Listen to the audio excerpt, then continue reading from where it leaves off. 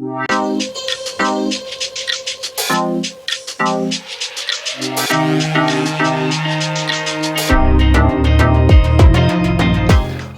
are these cars so underrated?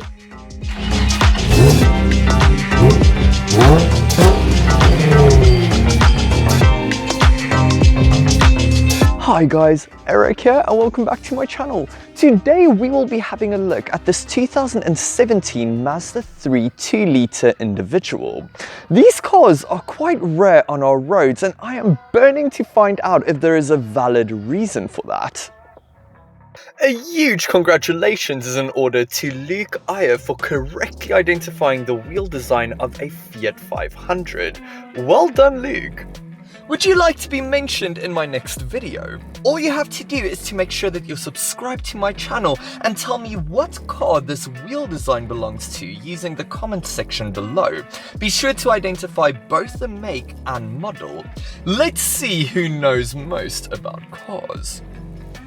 A really big thank you to the accommodating, thoughtful and helpful staff here at ASJ Motors. They have a huge selection of quality used cars located in 2 locations in the Overberg region. One is in the industrial area of Hermanus, the other is located on the main road of Verliesdorp. They are open for business, so be sure to check out their catalogue, link in the description box below. The 3 is a C-segment hatch produced by Japanese manufacturer Mazda.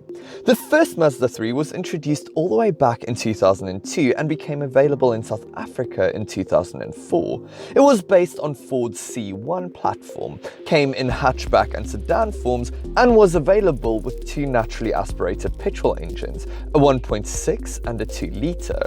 In 2007, Mazda added a hot hatch version called the MPS. It was fitted with a 2.3-litre turbo petrol that produced 190 kilowatt and 380 newton meters of torque, enough to power this thing from 0 to 100 kilometers an hour in 6.1 seconds. Excellent for the time. The second generation was unveiled in 2008 and became available here in 2009. Still based on the same C1 platform, it had a restyled body design. It gained a new engine as well, a 2.5-litre inline-4 that produced a very healthy 122 kilowatt. The MPS was also available, but with the same power and torque figures as that of its predecessor. This is the 3rd generation Mazda 3. It was introduced internationally in 2013. Its styling was very different to the outgoing model, with Mazda implementing its Kodo design similar to the CX-5 and Mazda 3 of the same time. This model is fitted with Mazda's 2-litre naturally aspirated petrol engine with Sky Active technology. It produces a very healthy 121 kilowatt and 210 newton meters of torque. This is good for an 8.3 second 0 to 100 kilometers an hour time while returning an impressive claimed fuel consumption of 6.2 liters per 100 kilometers. When it comes to its looks, I'm a very big fan. It looks sleek, modern and sporty. The front end in particular looks aggressive, with a big grille and sporty bumper. In profile, it's a bit busy, but it blends well. The only problem I have has to do with these small 16-inch wheels. They look a bit out of place. The rear looks engaging, if a bit overstyled. The twin exhaust pipes gives a hint to its powerful engine. What is the interior like?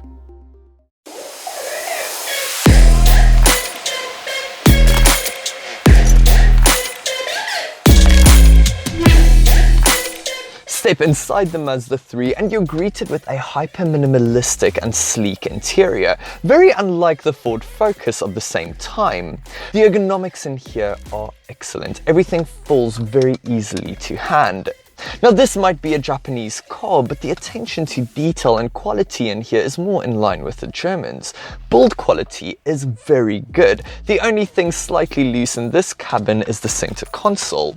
Fit and finish is alright, if not quite up to the standards of the VW Golf. Use of materials is very good for a C-segment hatch though. Soft touch plastics can be found on top of the dash and on top of the front doors.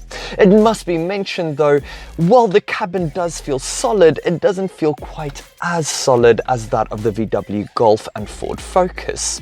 It's not bad by any means, it's just not exactly class leading. Let's take a closer look, starting with the door panel. Well, I really like the design. The door handle trim is shaped like a predator's tooth, the door pocket is shaped like a reclining seat, and this white contrast stitching adds some class to it. It is a very well made panel as well. The door handle is made out of metal, you get a beautiful leather trim piece, and the armrest is softly padded and finished in leather. The only slight gripe I have has to do with the switchgear. It is of good enough quality, it is just not quite as good as some of its rivals. The door pockets are very big though, and the coin compartment is lined with a rubber texture to help mitigate rattles. The doors might not feel like the heaviest in its class, but the noise it makes when you shut them is satisfying enough. Whatever the door panel lacks, the steering wheel definitely helps to make up for it. It is upmarket and sporty like a true Mazda should be. Its rim is wrapped in soft leather, you get beautiful silver detailing, and the buttons provide excellent feedback. What's more, the steering column is adjustable for rake and reach, so finding a comfortable driving position will definitely not be a problem.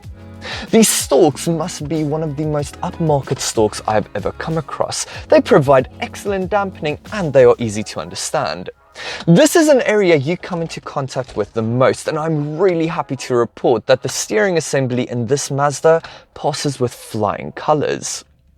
Turning to the dials, it's actually quite an interesting setup. It's very similar to the Ford Ranger. You get a big analog speedometer in the center with a digital screen placed on either side of it.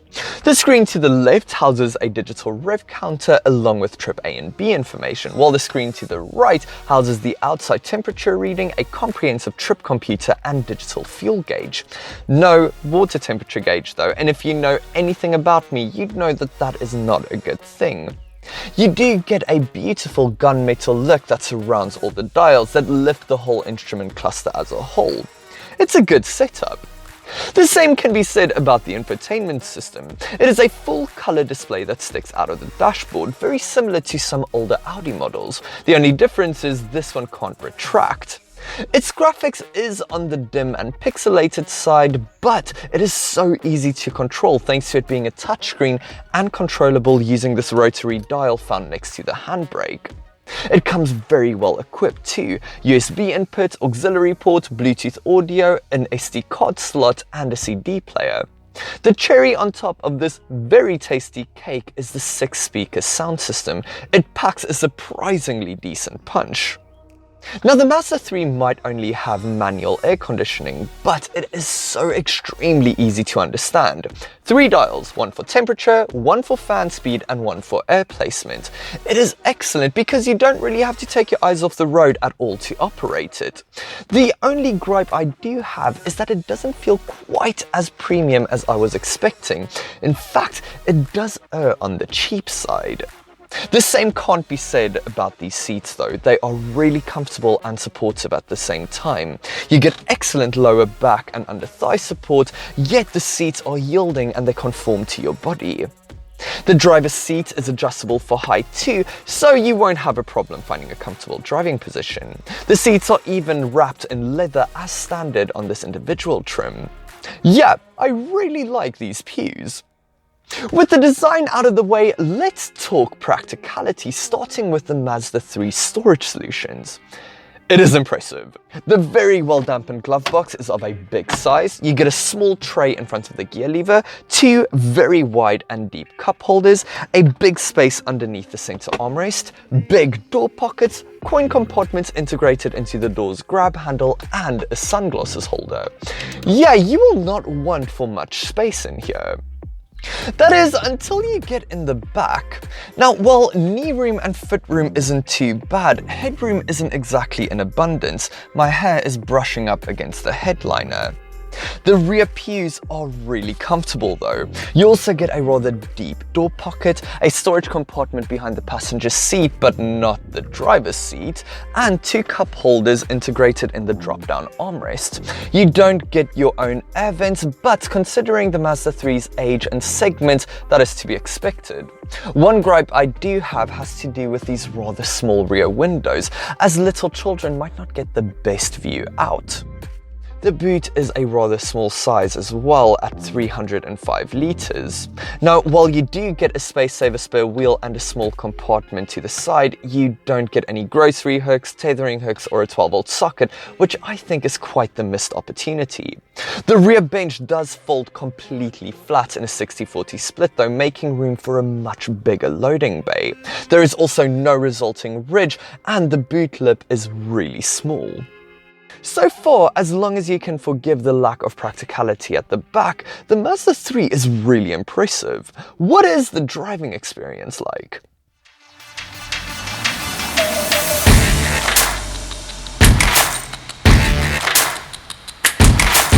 The Mazda 3 is actually very well suited to the urban jungle. All the controls are light and easy to use, the clutch feels progressive, and the gearbox is snappy and responsive. The engine is more than strong enough to do some lane weaving as well. The only gripe I have has to do with rearward visibility. The C-pillars are a bit fat and the rear window isn't exactly the biggest. Even though this is the upper mid-range trim, you don't get a reversing camera or even rear park distance control, so parking can be a little bit more tricky than you would expect. Thankfully, the turning circle isn't too wide, so maneuvering in and around tight spaces isn't too difficult. Out on the twisties, and the Mazda performs really well. This is one of those rare cases where I really enjoy taking a car out on more demanding roads. The steering provides good feedback and it's well weighted. The engine is more than strong enough and willing to rev, and the gearbox is snappy and a lot of fun to use. Body roll is present, but it is actually very well kept in check. Out on the open road, and the Mazda performs admirably. The seats are plush, the engine is strong enough to overtake swiftly should the opportunity arise, and the suspension is pliant and comfortable. One thing that could be improved is noise insulation though. Tire roar and road noise is quite prevalent, and the engine revs at a relatively high 3000 RPM at our national speed limit, even with a 6-speed gearbox.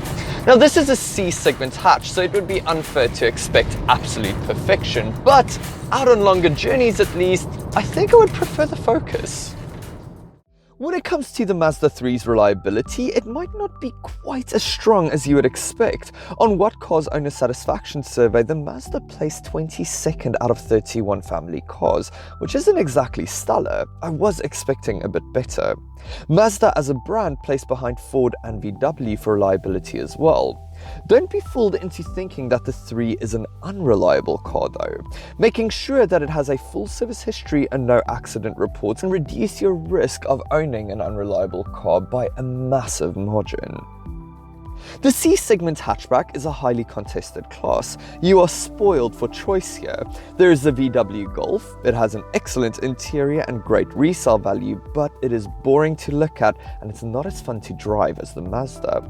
Then there is the Ford Focus. It has great engines and is a blast to drive, but it isn't quite as attractive as the Mazda, and the ergonomics of its cabin could use some work.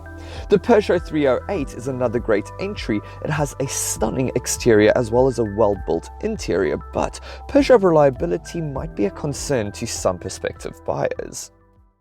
The Mazda 3 is an interesting proposition. It is a car that values style over practicality. It's a car that is quite close to my heart. If you don't have a big family that consists largely of tall people and you really enjoy driving, the Mazda 3 will be right up your alley. If not though, the VW Golf will be a better fit. For me, probably because I love buttons so much, I think I'll have a Ford Focus instead. Still, the Mazda 3 is an excellent car. Well done, Mazda.